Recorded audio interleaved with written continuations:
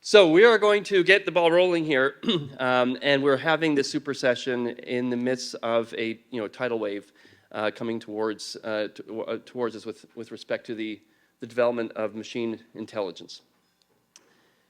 The mission for Creative Destruction Lab is to enhance the commercialization of science for the betterment of humankind. To enhance the commercialization of science for the betterment of humankind. We had a little event last night, and Haig Ferris made the comment. Haig was the founding co-chairman of CDL, along with the late Bill Graham. And Haig said he effectively started the venture capital industry in Canada, the firm called Ventures West, in 1972 out in Vancouver. And he said, "I've never felt the pace of scientific advance moving so quickly." And so the mission of CDL, to enhance the commercialization of science, science is giving us an incredible bounty. There's a lot happening in science. To enhance the commercialization of science for the betterment of humankind. And the commercialization part is what everybody here is leaning into. This room is full of people who are working on the front lines of commercializing science for the betterment of humankind. So let me begin just by thanking you, thanking everybody who's working here on behalf of everybody who gets to benefit in society from all the work that people do here, the hard work. You know how hard it is to move us as a society forwards. What's happening in machine intelligence really does feel like a tidal wave. It is coming, it's fast, it's powerful. We're not sure exactly when the big waves are going to hit, but it feels like we're in one of the first ones right now. And our job is to harness it. Siobhan Zillis is here. Siobhan was my co-founder of the machine learning stream. As far as I know, we were the first program in the world to dedicate a program for the commercialization of machine intelligence. We launched that in 2015. We had our first conference here, Machine Learning in the Market for Intelligence, right here, 2015. Siobhan, thanks for coming. And it was hard to anticipate in 2015 that we would be here 9 years later in 2024 trying to prepare society for what's about to happen. The Creative Destruction Lab, in collaboration with Stanford, organized a meeting in March. And the title of the meeting was, What If We Succeed? And it was on a topic of what we call transformative AI. So transformative AI is when machines are able to do basically all work. Like not a bit of the work, all the work. Everything. Not just in the digital world, in bits, but also in the physical world, in atoms. And the question that we asked was, if we knew for certain today, in 2024, that we would achieve transformative AI in 10 years, 2034, what should we be doing now to prepare society for that transition? Now, many of you may listen to that question and think to yourself, this is, this sounds like science fiction.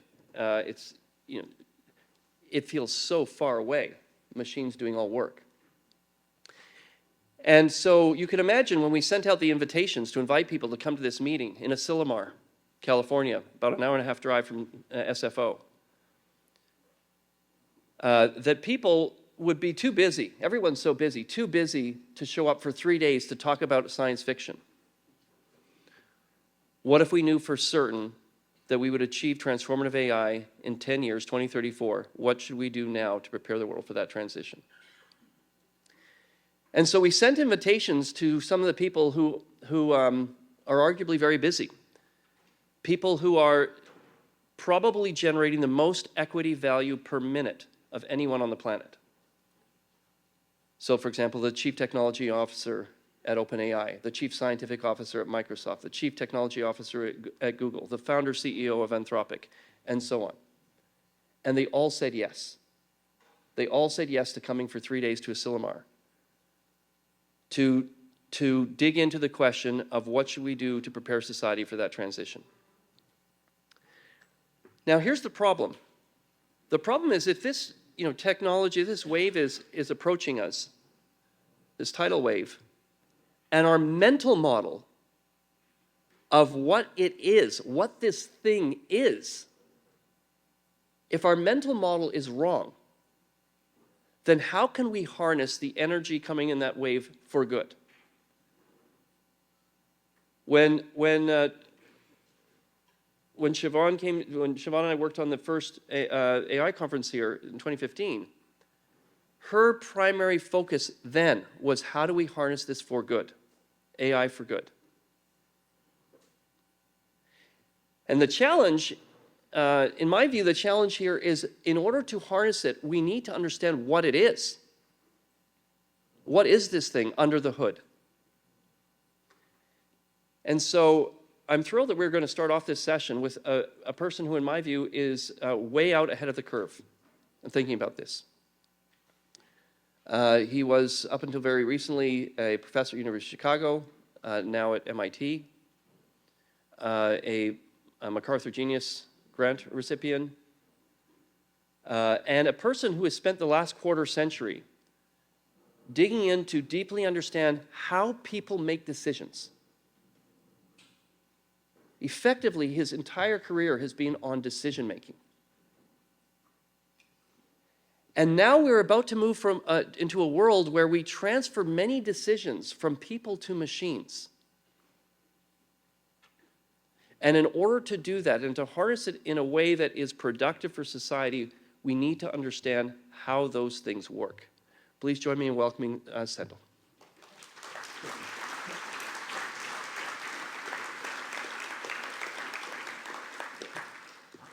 So we're going to basically do this session by tackling 4 myths. The purpose of this session is that when you leave today, that you have a potentially updated mental model. Some of you may already have this mental model, but for many of you, I suspect this will be updating your mental model of what's in the tidal wave that's coming. So we're going to do this by tackling 4 myths. So this is the debunking a quartet of AI myths. Myth number 1 here is that these generative AIs, so the things like that are under the hood for applications like ChatGPT, the generative AIs are robust. Because generative AIs, like these language models, have capacities that far exceed the next token prediction task they were trained to perform. No AI was ever trained to generate Sonia's joke. But somehow, it was able to do it. So that they're so capable at doing so many things that they must have recovered a high fidelity world model that will then make them robust to many, many things. In other words, if they can do this, then they must be able to do that. Right? That is what when we're using these models, that we find ourselves all the time, without even recognizing it, making the assumption that because ChatGPT just did this, it must be able to do that. Sendhil. Clicker. Yeah, let me talk a little bit about this, this myth, and I want to bring it alive for you, and actually how truly amazing a language model is. Because we have the world, which we then talk about. That text is put into some big neural network, which doesn't know language, it doesn't know anything. And all it's asked to do is to predict what's the next word. But it does seem like just from the text alone, it has gone back and understood the world. That presumption that from the text alone, it's gone back and understood the meaning behind the words is actually quite profound and is at the essence of everything we think about when we think about emergence. Now, what's tough about this question is that it seems nearly impossible to actually answer. It seems philosophical. Does this thing in the box understand? But we can make progress on this by actually just creating a version of this problem that's very studyable. So let me tell you this version of this problem. Suppose you were trying to build Waze how would you do it? Well, you'd go for a new city, you'd map it all out, then you'd build an algorithm that found the shortest routes. But do you have to do that? If you really believe these transformers can go from just sequences to the meaning behind sequences, let me give you a different way to build ways that we could do now, potentially, that we couldn't do before. Let me just take a city, Manhattan. Let me generate this. Just take every taxi cab in Manhattan and just generate a sequence.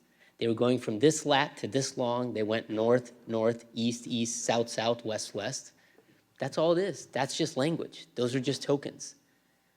Let me then take that, a bunch of them, create a transformer to predict what's the next step after north in this sequence.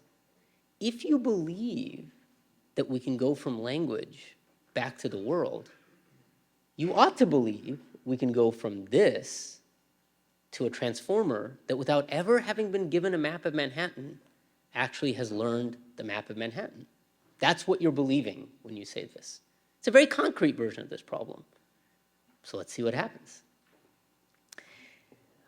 We actually find the transformer does, just like ChatGPT, amazingly well.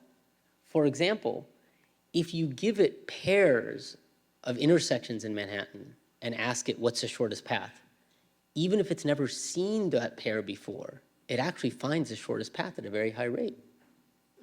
That's kind of astonishing. So now let's see what map it finds. What we find is that when you dissect the model, this is the Manhattan that it sees, which, for those of you who are not familiar, is nothing like the real Manhattan. It's assuming all sorts of flyovers and tunnels and intersections that are connected in a way that they aren't. This has two lessons for me. Lesson one is that you can have an algorithm that does very well at specific tasks without having the right world model. And that's a miracle. That is actually astonishing that we could do that.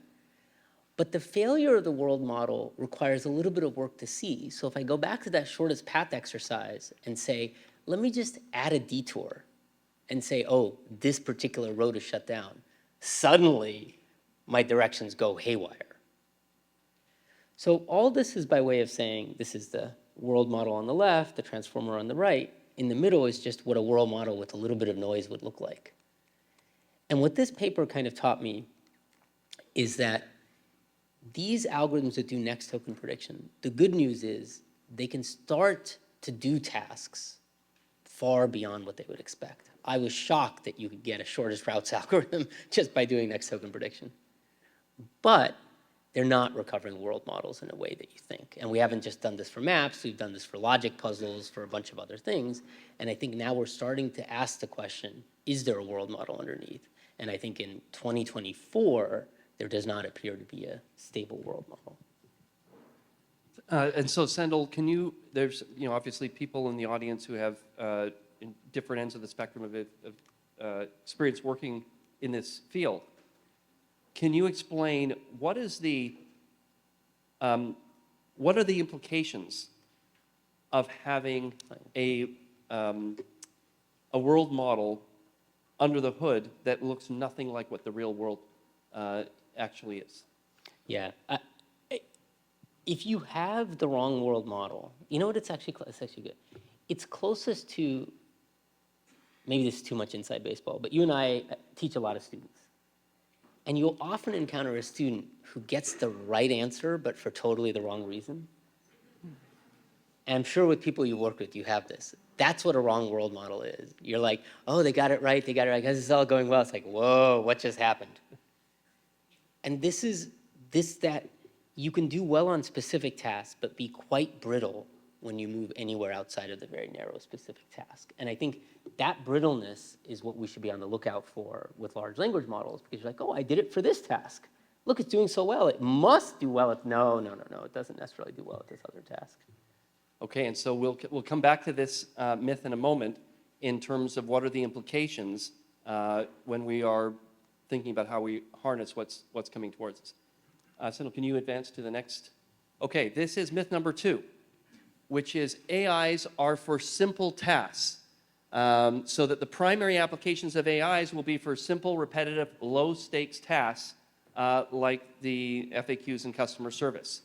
So we've heard so often people saying, oh, you know, the AIs are going to do things that people don't want to do anyways. The dirty, dangerous, dull tasks. And this often comes up when people say, well, what are the implications going to be in terms of how it's going to impact the labor market? Don't worry, dull, dangerous tasks that are the ones that we don't want people to spend time on anyhow. In fact, we might be dealing with something here that is, in fact, the opposite of that. That in the same articles that, like the Economist magazine 1 week published a thing that had this dull, dirty point in their lead article. And then further back in the magazine, they had an article talking about how an AI was solving a protein folding problem that no research scientist had ever solved. Next slide, please. So yeah, so I thought this was a great myth that Ajay had identified, and so I went back to this tweet that some of you may have seen from a few years ago by Andrew Ng, one of the preeminent AI researchers. It said pretty much anything that a normal person can do in less than 1 second, we can now automate with AI, which is kind of the implicit assumption that I think people have when they go looking for problems. So what I want to do is just tee up 2 specific problems I've worked on, just so you can, and then we can have Ajay and I can have a conversation about it. The first problem is a very American problem. Every year in the United States, there's sort of 12 million arrests, which you should just pause for a minute and think about that in a country of 300 million people.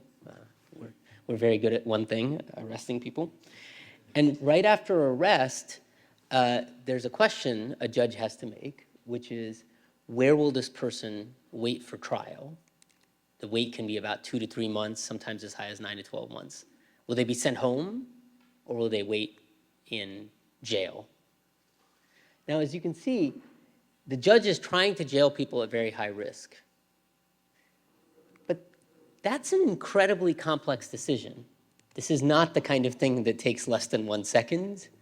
It's not an FAQ, as Ajay pointed out. But yet, if you look at the nature of this decision, what is this decision? Given all the information in front of me, make a prediction as to whether this person will commit a crime, or are they a flight risk? So it's very much a supervised learning task, but certainly not less than 1 second. I'll give you another example. This is from medicine. Someone comes into the emergency room. They have chest pain, maybe they have some trouble breathing, maybe they have nausea. Now the doctor has to make a choice, has to make a call. Is this person having a heart attack? Or maybe they just had bad Indian food yesterday. Also, these are symptoms of having bad Indian food. There are some tests that they could do, but these are pretty inconclusive. The choice for the doctor is, should I do something that's a much more invasive test? A stress test involves putting them on a thing, running on the treadmill. Catheterization involves sending a tube up the heart. These are not things you want to do lightly. That's a complex decision. Certainly not less than 1 second, not like an FAQ. But what is this decision? What is the doctor doing? Well, ultimately, like the judge, they're looking at all the data they have in front of them, and they are forming a prediction. If I do this test, will it come back positive? And so I think these 2 examples give you a clear illustration of why Ajay is sort of saying this is a myth, because none of these match the idea of an easy task. Yet it's possible we could build a supervised learning algorithm to do this and possibly see, does it do better than humans? Okay, so I'm going to, first of all, I'm going to talk about these 2 decisions for a moment, by doctors and by judges. So the first thing that in your mind to be thinking of is, wait a minute, these are not customer service agents making very quick, simple decisions of what do I do if I forgot my password. Right, so these are complex decisions. We're just going to talk about 2 decisions. Now, as I'm describing it, in your mind, extrapolate to all of the complex decisions.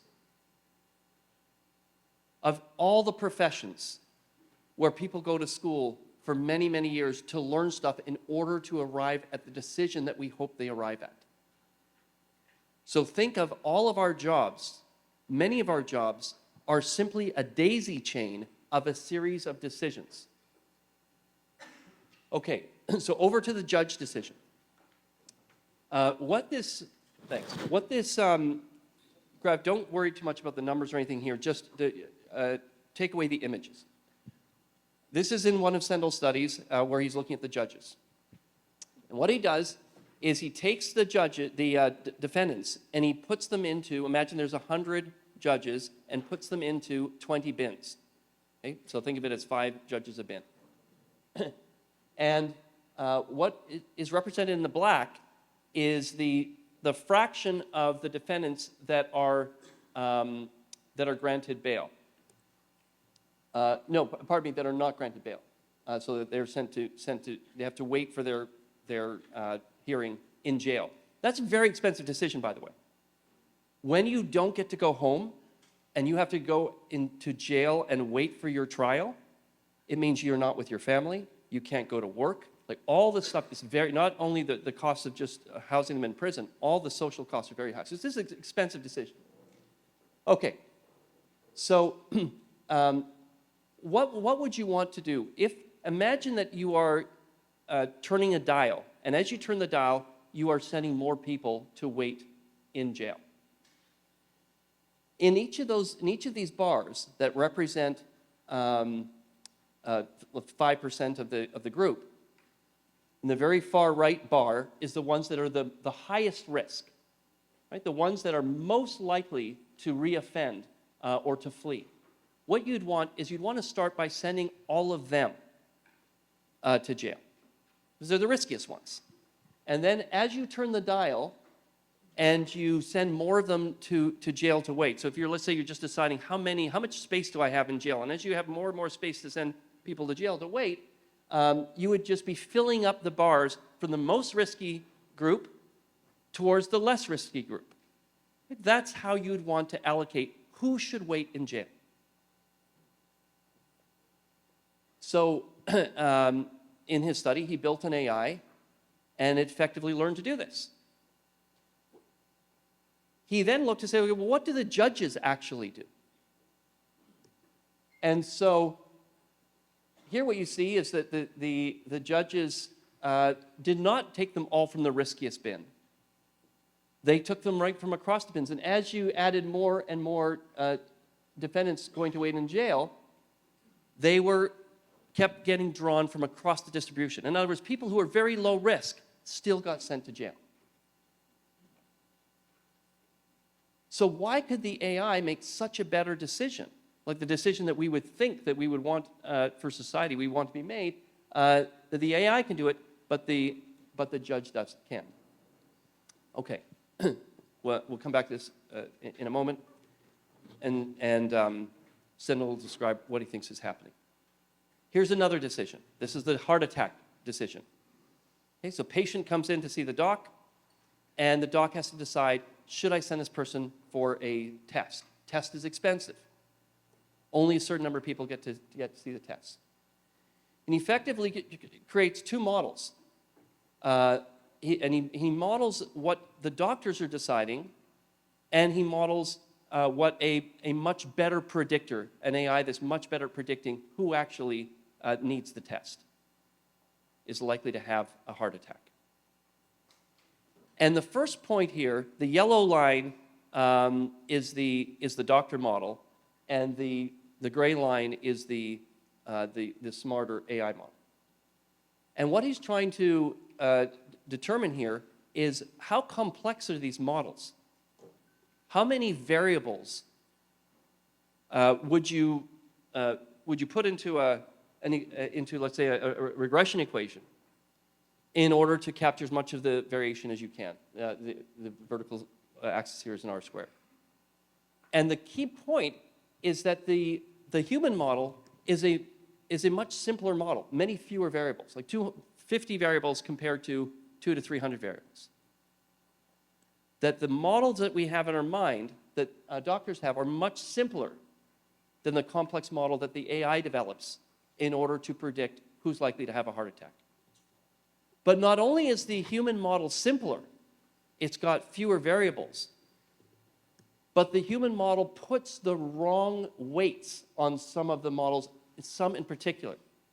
So in the bottom here, it's hard to read, but what he plots are the different variables.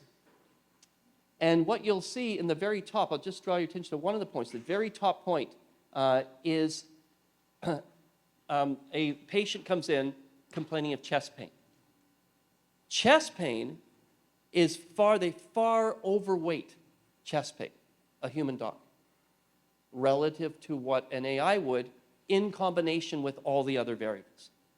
So in other words, the punchline here is from the judge's paper, study, built an AI where the AI is much better at predicting who's likely to flee or commit a crime while they're waiting, that the judges don't draw from the riskiest people to put them in jail.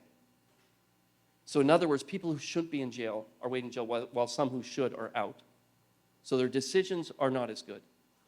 And furthermore, from the doctor's study, that the human models, well, like, why are they making wrong decisions? Their human models are simpler, and not only are they simpler, they are putting the wrong weights on things, on particularly highly salient factors, like, in the case of heart attack, chest pain.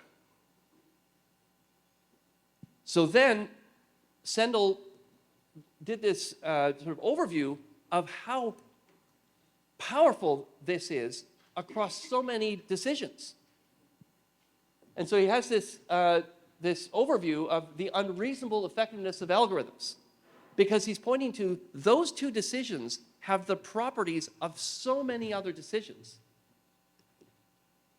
And so right now, you can imagine that we are here in 2034, and we can't believe the low quality decisions that we used to think of as reasonable back in 2024, that we accepted that. Sen. Yeah. I would really like Ajay's starting point of the power of CDL, the power of the work all of you are doing is about the commercialization of science. And one way to think about the commercialization of AI is that I would say that the first wave was in what we might call automation. Simply take things that people can do easily, quickly, get training data on how they do it, and just automate it. I think to me that's ultimately, I see why that's the first thing to do, but if that's what we were doing, that would strike me as an incredibly unambitious thing, because all we would have done is saved a few hours of human labor, and there's money to be made, but that doesn't feel fundamentally advancing.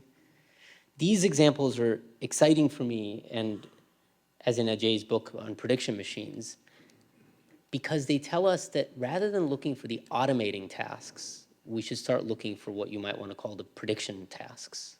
What's a prediction task? Well, if you look on the left, what is machine learning? It's give me an X and a Y, and I'll predict Y from X. Automation is the Y is what would the human do here? Fine. Prediction is what is the human trying to do here? In the judge case, they're trying to predict flight risk. In the doctor case, they're trying to predict the outcome of a test. It requires a little bit more work because it's easy to get data with input and what humans do. Now you need data with input and what is the thing we're trying to predict. But if you do that, you can see the upside is enormous. You are not just saving human dollars, but you are taking fallible decisions and improving them, which has tons of impact. In the jailing case, it has the impact of, I think the bottom line of that paper that I take away is that we could reduce jail populations by 40% and have no impact on crime. That's insane. That's why algorithms are unreasonably effective. We both save money and a bunch of people who shouldn't be in jail are going to jail. In the doctor case, we could save a ton of lives. Why? Because the doctors are failing to find people who they should test for a heart attack. And we could save a ton of dollars because about half of the tests they're giving are to people who have no chance of having a heart attack. so we can cut dollars and save lives. I think that's the unreasonable effectiveness that Ajay was alluding to. Right, next slide, please. Okay.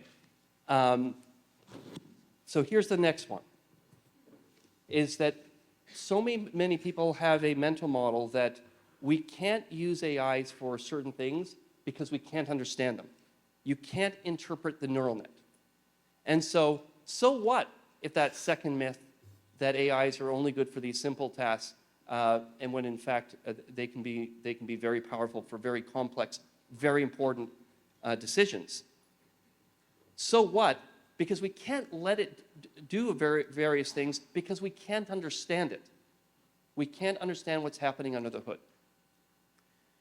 So last year, a working paper came across my desk that Sendhil had written, which was about using AIs for scientific hypothesis generation. So there was a lot of work already being done on using AIs for accelerating the testing of a hypothesis. But he said, no, wait, what if we go upstream? Not testing hypotheses, but generating them in the first place. That's the thing that everyone thinks of. That's the spark of genius, the creativity. What if AIs can do that? What if they can be creative and come up with the hypotheses? So he went back to his work in with the judges and defendants. And remember, the AIs became superhuman. The AIs he built to do that became superhuman. They were better than judges. But how do we understand what they're doing? Like, what is it that they're seeing? Furthermore, he says, okay, like in that study, we can do very well, even, we get all the stuff that the judges get, all the information about the defendants. We can do pretty well just with the mugshot. Like, forget all the other text information, just with the mugshot. Like, what are you seeing? What are you seeing that we're not seeing? Next slide.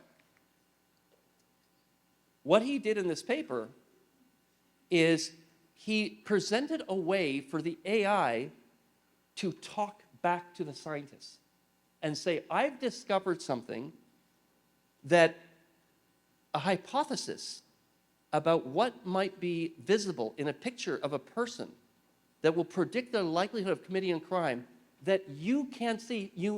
I don't know what the word is for it, but I'm going to try and communicate it back to you in your human brain so that you'll understand what I've seen.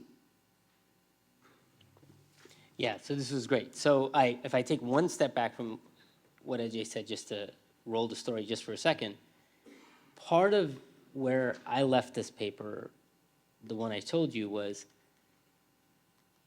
we know that I like your phrase, superhuman. We know the algorithm is superhuman, but you also want to know, what is the human getting wrong? Why are the judges making such an error? So what we did was we built an algorithm now not to predict who's going to commit a crime, but to predict who the judges are going to release. And what's funny about that algorithm is, if you ask what factors predict it, the fifth most important factor for who a judge will release is if their current charge is a drug crime. The fourth most important factor is felony crime. The third most important factor is property crime, so you see where this is headed. Judges put a lot of weight on what the current charge is. Anyone want to guess what the most important current charge is? You just throw it out. What is it? Previously been charged? What did you say? Traffic crime. Oh, wow. They're very harsh about traffic here in Canada. Wow. All right. Or you're revealing something about your own insecurities. It turns out the single most important factor for what the judge will do is actually the current charge of having the wrong face. And this kind of understates it a little bit, because it turns out that we didn't give it any facial features, we just gave it the pixels. But also, to call it 1, 2, 3, 4, 5 gives you the false illusion of linearity. We built a new predictor of what the judge will do using only the mugshot. So we say, I wonder what the judge will do. I'm not going to tell you anything about the person other than their mugshot. That turns out to explain half of the predictable variation in what the judge will do. And then this is Ajay's question. If we stopped here, it's striking, but it's hard to have insight at this point. We have a neural network, it's looking at the pixels of the mugshot, and then it's saying, hey, I'm pretty sure these pixels are gonna screw you. And you're like, okay, but what am I looking, why am I, you go to judges and they're like, I didn't even know I was doing this. Which is interesting, we've come full circle. It's something the judge is doing in less than 1 second, but they don't know they were doing it. And they don't know what they're doing. And that's the communication challenge. And so now we can ask the question, can we go further? And I think Ajay helped me see this paper quite differently because I had thought this was a paper about scientific discovery and hypothesis generation. But he's right, it's not about that. It's about interpretation. How do we create a communication channel between this algorithm that has made a discovery about people back to us? The trick in this paper is actually the realization that the algorithm doesn't speak the same language as us, but we have one point of common contact. I know what a mugshot looks like, and it knows what a mugshot looks like. So what we built was we built another algorithm that would basically take a mugshot, a synthetic mugshot, and use the original algorithm and ask, let me change the synthetic mugshot so that the odds of detention go way up. And then let me show the pairs, the left and the right, to people and say to them, what do you think has changed? You can see now we're talking.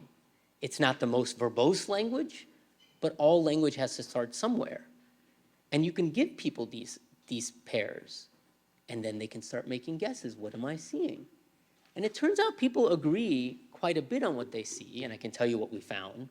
But I want you to see the more general lesson here, is that algorithms speak their own language. People speak their own language. What we are starting to build now are communication procedures which find the lingua franca that both can speak, and through that conversation something can pop out. Since I know some of you are very worried about being in front of a judge, I will tell you what you should do. The two features that we found, actually, you can kind of see it in this guy's face. The two features, and again, I cannot emphasize for you how crazy this is, these two features explain more of the variation than violent crime or murder. The first is well-groomed, get a shave, get a good haircut. Well-groomed people are more likely to be released by a lot. For those of you who don't know, Ajay had a beard before he read this paper. I'm not saying it's causal, I'm just saying we all have impact in the world in different ways. The second feature is heavy-faced or fat-faced or full-faced. This one I like a lot because with well-groomed, you're all like, yeah, maybe I wouldn't have guessed it, but makes sense. Here's what I like about this one. How many of you think that heavy-faced people are more likely to be jailed? How many of you think they're more likely to be released? Let's actually try it. Raise your hand if you think they're more likely to be released. Raise your hand if you think they're more likely to be jailed. It's about half-half. This feature, which matters as much as whether you've committed a felony, we don't even know what the sign is. All right, so I'll just stop. No, I should tell you what it is. It's actually heavy-faced people are more likely to be released. So, yeah, all right. So I'll just stop on. So what happened here, can you go back to the, Oh, yeah. to the image? Another reason to diet, right? Another reason to not diet. To, Not diet. There's food outside if anyone would like. no, it's better if everybody else diets, because it's relative. So the thing here that I just want to draw your attention to is in the actual presentation of this, you see this line of faces. So these are synthetically created. So there was something that the AI found, and he starts he starts with the, let's take the thin face. He starts with the thin face, synthetically generated, and then he just says to the AI, keep creating faces that become more and more likely to be released. But he doesn't know what that is. The AI has a prediction model, and so it starts creating faces as it goes along to make it more and more likely to be released by way of its model of likelihood of reoffense. And so in the paper, there's dozens of rows of different synthetic faces. You're just seeing one row. There are dozens and dozens of different synthetic faces. And then what the human does, what Sendhil and his colleagues did, is they looked at all those rows and they said, what is changing across all these rows for all these different faces? In other words, they didn't draw that just from this one row. They looked at all of them and said, okay, the pattern here is that the faces are getting heavier. And there were a few. But the thing I want to communicate by this is that think of this as a primitive, like a stone on a rock getting a spark. This was the machine taking something that it had found and trying to figure out how can it communicate it back to the person. I've found something that you don't know. And so Sendhil and I began this dialogue a few years ago at a thing called the Summer Institute for the National Bureau of Economic Research. We were sitting beside each other randomly at a lunch, and he said, of all the things happening in machine intelligence, I think the thing that is going to have the biggest impact when we look back over time, when we're sitting there in 2080, someone's sitting there in 2080, and looking back and saying, remember AI in the 20s, it will not be autonomous cars, it will not be chatbots, it will be science. It is like the invention of a microscope. Because the machine is going to allow us to see things that we have never seen before. And he said to me, I think this is going to create a paradigm shift like the invention of the scientific method, like that foundational. So, Sendhil, maybe you can just comment before we go to the final myth here on how you're thinking about this in terms of AI as a tool for science. Yeah, I think the way I would describe it is that on balance, the unknown is far larger than the known, and science is our attempt to wrangle with the unknown. And our current tool for wrangling with the unknown is just one, our minds. We make up some hypotheses, we make some guesses. It looks like we have other tools, but those other tools only get started once we've noticed or come up with or done something. They all start halfway through the story. I think what this paper helped me see is that actually we can change what we even decide to pursue, the patterns we notice in the great unknown. And part of why the behavioral angle is very interesting is because what's more unknown than the human mind? It's truly unfathomable. And an algorithm that can look at data, notice things that we might not, and then importantly, communicate it back to us, that's the beginning of discovery. The rest of science can start. The usual science you're all familiar with. Is it a real discovery? How do you test it? How do you ensure it's right? How do you do all that? But the rate limiting step of what is the big new thing that we've always relied on human intuition, I think that's the bit that's now about to be unlocked. And that's why I think I made such grandiose claims as, the thing is when you say things at lunch, you often don't want someone repeating them back to you, and you definitely don't want them repeating them back to you in a room full of 1,000 people. But in this case, I will stand by it. All right. I do believe that is going to be bigger in the scientific revolution. Okay, let's so final myth here. When after Joshua, Avi, and I published our first AI book, Prediction Machines, we ended up talking with a lot of people in corporate settings who were employing AIs for all kinds of things. And I would say one of the most common reasons that in industrial settings, especially where the AIs are interacting with people, that they are stymied from deploying them is they're worried about bias.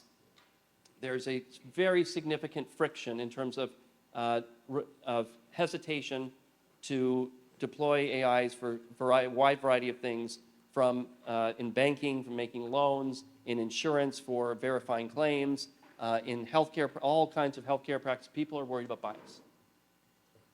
And so a mental model that many of us have is that AIs won't be adopted because they're biased. They're trained on human data. Human data is biased. AIs are optimizers. They take that bias and they amplify it. And then we have these stories in our mind from the early days of experimenting with things. Things like the Microsoft Tay chatbot that interacted with people and very quickly became racist and sexist and all the ists very quickly. And then the Amazon HR AI that was doing, they were using it for recruiting, and it became very gender biased, and they had to shut it down quickly. And people have those examples in their mind, and it feels like sort of as a narrative, we're stuck in that view that yes, it might be, AIs might be powerful, they might be able to do this and that, but we can't use them because they're biased. This is a topic that Sendhil has studied long before I suspect he ever even mentioned the words AI. And one of the problems with studying bias, let's say racial bias, discrimination, is it's so hard to prove. And the reason it's so hard to prove is because no two people are the same.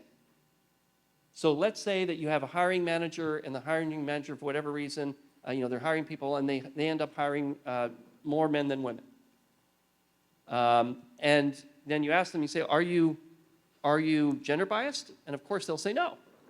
And they'll say, but you're hiring more men than women. And they say, yeah, but look, based on these qualifications, like they're not the same.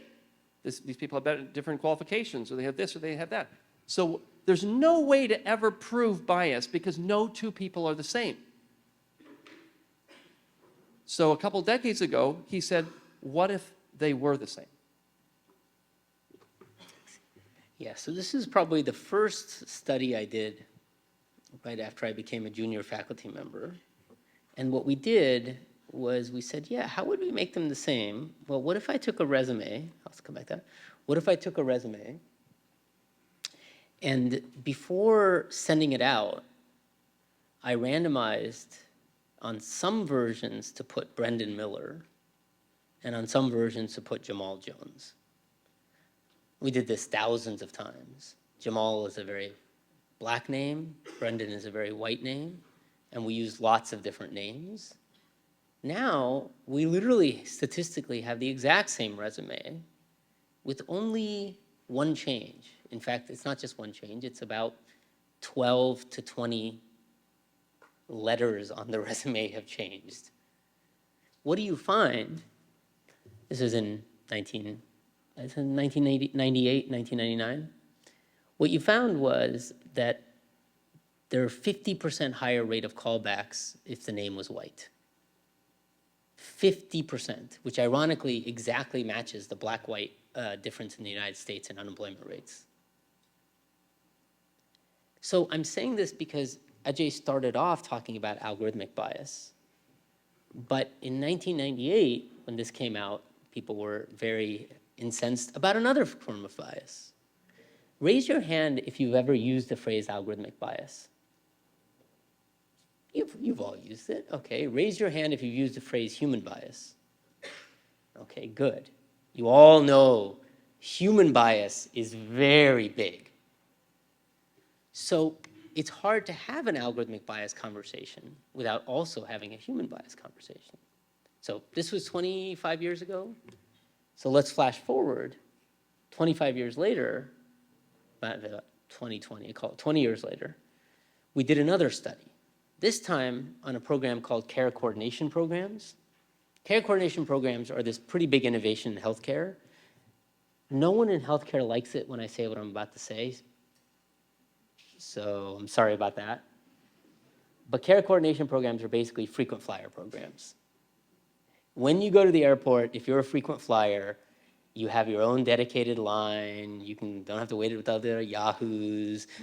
You can call somebody who's your own special. That's all a care coordination program is, but it's for the frequent flyers of the health system, the people who are going to be very, very sick. Now, the thing is, you have to decide who those people are. And it turns out for the last 6 years, the way that decision has been made in the United States for hundreds of millions of people is by using an algorithm. And that algorithm would use historical data on people and just predict who's going to be very sick this year. So we took those algorithms and we analyzed how did they do on racial bias. On the x-axis here, I have the predicted risk. On the y-axis here, I have by the algorithm. On the y-axis, I have actual risk. And you'll notice at every level of predicted risk, Black patients are noticeably sicker than white patients. In other words, the algorithm is really discriminating against Black patients. It's saying, oh, you're a 95, you're a 95. Well, the 95 rated Black patient is actually much sicker. To see how bad this is, suppose I zoom in on this bit and I say, wow, I'm going to remove these less sick white patients and replace them in the program with much sicker Black patients who weren't allowed in. I'm just going to try and equalize at the margin. If you do that, what you find is you double the fraction of Black patients who are in the program. So this is not a small gap. It's huge. It sounds like 50% all over again. I know you're going to think every study I do is racial bias plus 50%, but I can't be in charge of this. Why I'm telling you these two studies, and this is why I think Ajay raised this point, is we have two studies separated by 2 decades. One is an audit study of people. The other is a study of a health algorithm. And we have kind of in a box a way to tell the story of what algorithmic bias looks like relative to human bias, because you can't really think about one without the other. And if we were to do that, let's just go through each step. Racial bias in employers, racial bias by algorithm, and let's compare them. So, first step, uncovering the bias. Well, I will tell you, conducting this audit study was the closest I'll ever come to being the head of a spy ring. I mean, it was a clandestine operation. We had to set up fake email addresses, fake fax. Everyone here know what a fax machine is? A fake fax machines, dozens of them with all these things, send out emails, etc. So let's just say it was hard. With the healthcare algorithm, it's just code. All we had to do is, once we had access to the algorithm, we just had to run through a bunch of patients and produce that figure. Why was it so different? Because it's what Ajay referred to at the beginning. Humans, you can't just ask them, hey, what would you do on this resume? Tell me. What if I change the name? What would you do? It's like, oh, you're right, you got me. Change the name. Now, boy, that was really easy. But guess what? An algorithm is a fixed piece of code. You can literally say to the algorithm, great, if I just change this, what would you do? And it will give you the answer, because it is a resettable, repeatable object. It is a fixed object, which makes uncovering bias remarkably easy. In fact, I've been through both eras. Uncovering human bias is very hard. Uncovering algorithmic bias is so easy, which is why we've had such a flourishing of algorithmic bias literature, because it is so easy to uncover. That's a good thing, not a bad thing from my perspective. What about understanding the source of the bias? Well, I will tell you, 20 years later, we still have no idea why there's bias in the resume study. I'm pretty sure that people aren't doing it on purpose, because they tell me and they seem pretty real. I don't know, why is it happening? Implicit bias, I can put a word on it. Okay, but what does that mean? How is it happening? What's going on? I don't know. Why? Because the human mind is very complicated. But guess what? We can ask the question, where is the algorithm going wrong? And in the racial bias case, where is the algorithm going wrong? Well, let's look at where is the algorithm going right. Let me just remake that figure I showed you, x-axis algorithmic risk score, y-axis not sickness of the patients, but dollar cost of the patients. And now you'll see there is no racial gap at all. So what did the algorithm get wrong? It was an algorithm that was well calibrated for race by health costs. But whites have better access to healthcare. Blacks utilize less healthcare when they're sick. So accurate cost prediction is biased health prediction. Boy, that was easy. I wish all human bias was that easy to diagnose. That's in the same science paper that's only 5 pages long. Both results, one paper, because you can do it. Great. We now know. Given access to the algorithm, you can do stuff like this. If these algorithms sit behind walls, there's nothing I can do. But given access to the algorithm, we can do both of this. Okay? What about fixing the bias? Well, let me show you a study that came out redoing the resume study. What researchers discovered when they sent 80,000 fake resumes. This made me so upset because we can only send 5,000. But no, joking aside, really the reason it made me so upset is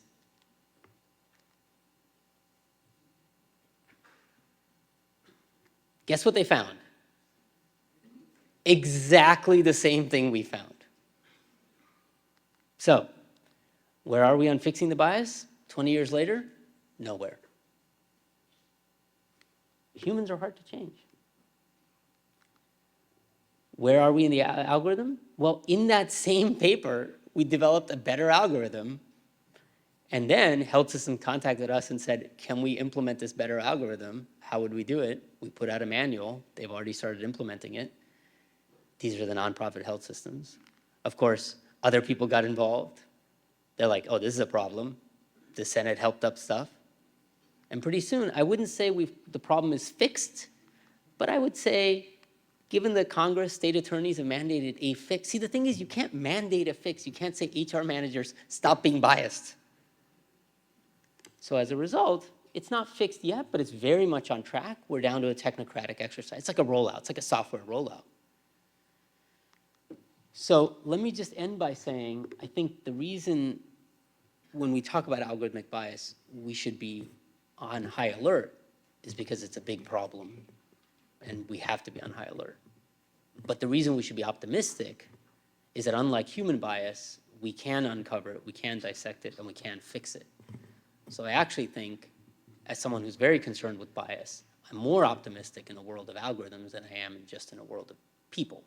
Not because algorithms are unbiased, but because all of their problems are more tractable than the problems of people.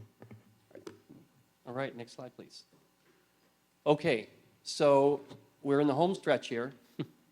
We've done our 4 biases, myths. Myth number 1 was these generative AI models are so powerful, they're so amazing, that in order to do what they do, they must have a very high fidelity representation of the world that's reasonably accurate. When in fact, what we're learning through a variety of different exercises is they're not accurate at all. That's why but they're very, very good at some tasks and then very poor at tasks that we would assume that if you could do this, you must be able to do that. Myth number 2, that these AIs are very good at doing quick, simple, repetitive, simple tasks. I feel like we have all been just blinded by the glare from ChatGPT. And meanwhile, we've forgotten that there is a very powerful, deep decision-making capability in these machines that is far better than human. That their models can be so much more complex than the ones that we are able to have in our minds. Myth number 3, that even if the AI has some very sophisticated, smart model in its mind, we'll never know because it can't communicate back to us.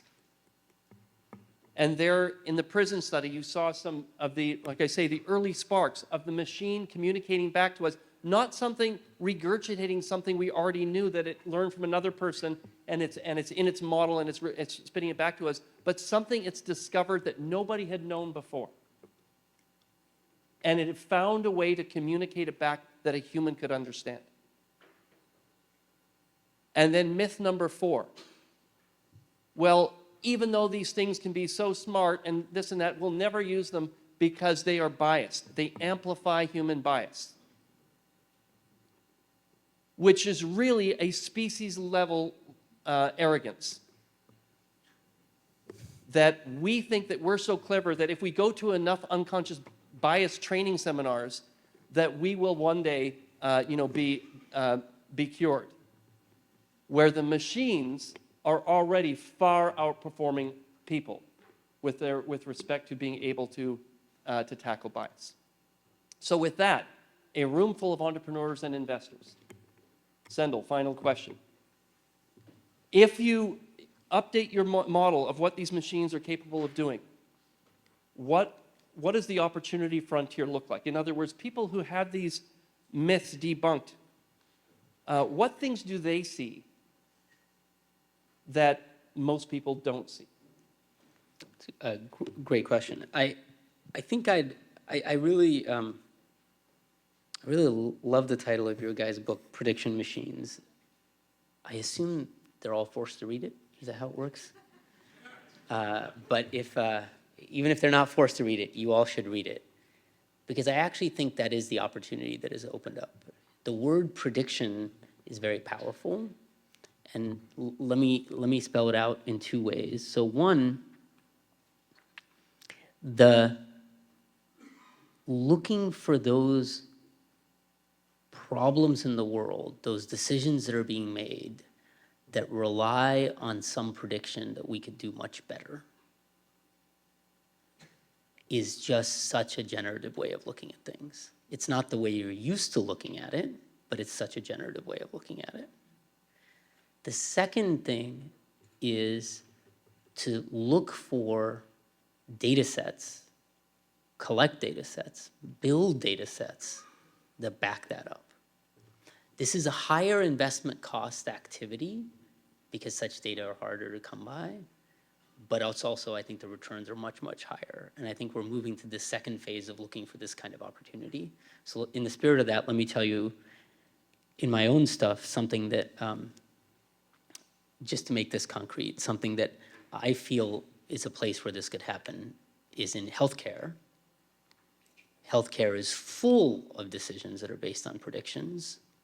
I'm not talking about automating what a radiologist does. I'm talking about fundamentally advancing our understanding of, say, cancer, fundamentally understanding of who to test. It's also an area where data is very hard to acquire. And so Dandelion is a company that we've set up with an attempt to unlock that. Maybe if you want to. When you want to make a comment on Dandelion? I mean, actually, maybe before you do that, if you could describe the data, just so people get a sense of the data. Yeah. So Dandelion is basically, what data do you really need in healthcare? You actually need real patient data, but with real high-dimensional input, X-rays, MRIs, CT scans, et cetera. But you don't want those things paired with, oh, here's what a radiologist said about an MRI. You want those things paired with what actually happened. So for example, you'd like to say, here was a person, they keeled over dead from cardiac arrest. How on earth did we miss them? Well, you want that person's EKG or echocardiogram from before, and you want hundreds of thousands of such people so that you can build an algorithm that might be able to identify risk of sudden cardiac death that doctors currently can't. But if you just imagine that multifactorial thing, all the modalities of measurement we have, all the health conditions that we don't understand, that matrix is enormous in healthcare because as humans we get sick a lot, and that data set is what we put together at Dandelion. Sonia, so just a comment here on CDL and Dandelion. Yeah, so... You can stand up. Oh, sure. Hello again. I'm so pleased to announce that CDL is going to be partnering with Dandelion starting today to unlock AI-enabled innovations in healthcare. So for any of our mentors who are in our CDL health rooms, which are hundreds of ventures we bring in each year, one of the most common pieces of feedback we have at session 1 is, this seems like a great idea, but can you partner with a hospital and get some data? Or can you get some data somewhere? And being able to partner with a company like Dandelion is just tremendous opportunity for our innovators. And so over the summer, we're going to be working with our mentors, starting up some boot camps, and also working with our ventures this fall. So yeah, thanks so much. That's right. And Sendhil, can you describe just the size of the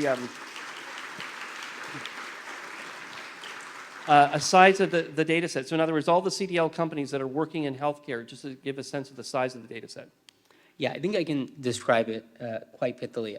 It's Like the number of patients. yeah. I think I'll give you by way of calibration. I think because it's 3 full systems, and I think we'll be adding a 4th soon. It's millions of covered patients, and the way I would describe it is, it's bigger than the Mass General Brigham partner system plus the Mayo system put together, because these are huge systems. Or a different way of saying it is, there is not a problem that you would want to look at that I don't think there are enough patients for. It's millions of, tens of millions of patients, covered lives. Next slide.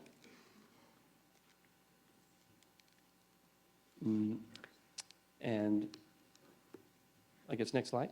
Perfect. So we're going to conclude here by just talking about one other example, the math example. In terms of when you think about the myths, how you might reframe the problem. So probably a lot of people here have been reading about AIs for education. Many of you would have seen the OpenAI demo and showing somebody working with a language model for tutoring a child. And so there's been a lot of discussion about using those models for education. Here is a different way of thinking about building a model for teaching, in this case, math.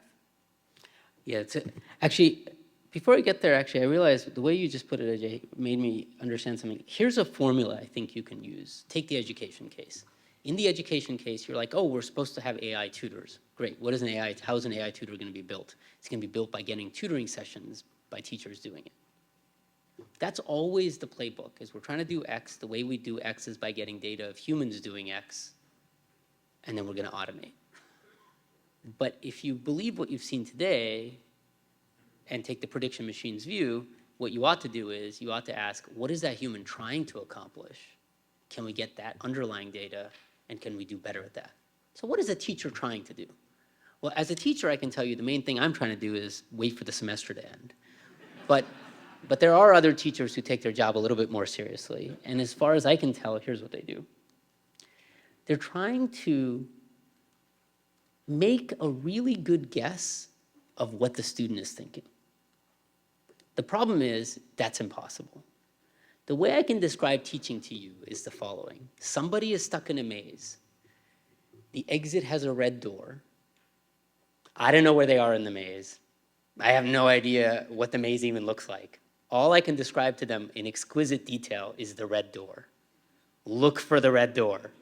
They're like, well, I don't see it. It's like, okay, move around. See if you see it. I see a door. Is it red? No. All right, keep going. That's teaching in a nutshell. Because we don't have the maze. We don't know where the student is in the maze. The maze, of course, is the mind.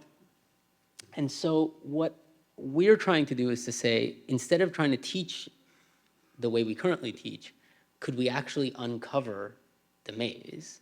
Could we uncover students' understanding of the topic they have?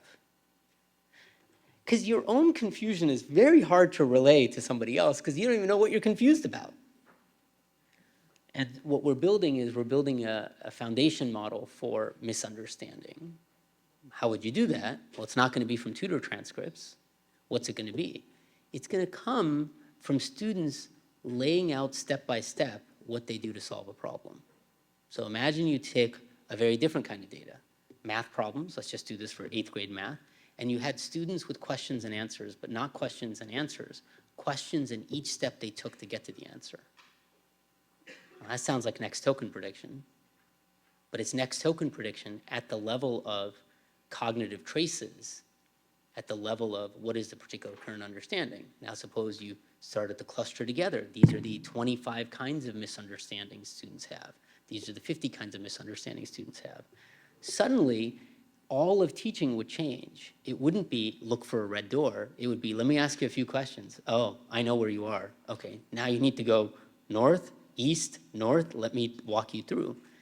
in a way, for me, this was very revelatory because I realized why learning has been very hard for me, and I suspect for lots of people, is because you're never given directions. You're just given an outcome, and then you're told you're either there or aren't. That's a slow-ass way to learn. But if we can build this maze, I think, in fact, I'm confident, we can take subjects that would have taken students 8 weeks to learn and teach them in 8 hours. Because we've now gotten rid of a lot of useless wandering around. And so to me, that's an example of how I think we can fundamentally change the world we live in when we start looking for these prediction problems. All right, Sendhil, thank you very much. Thank you.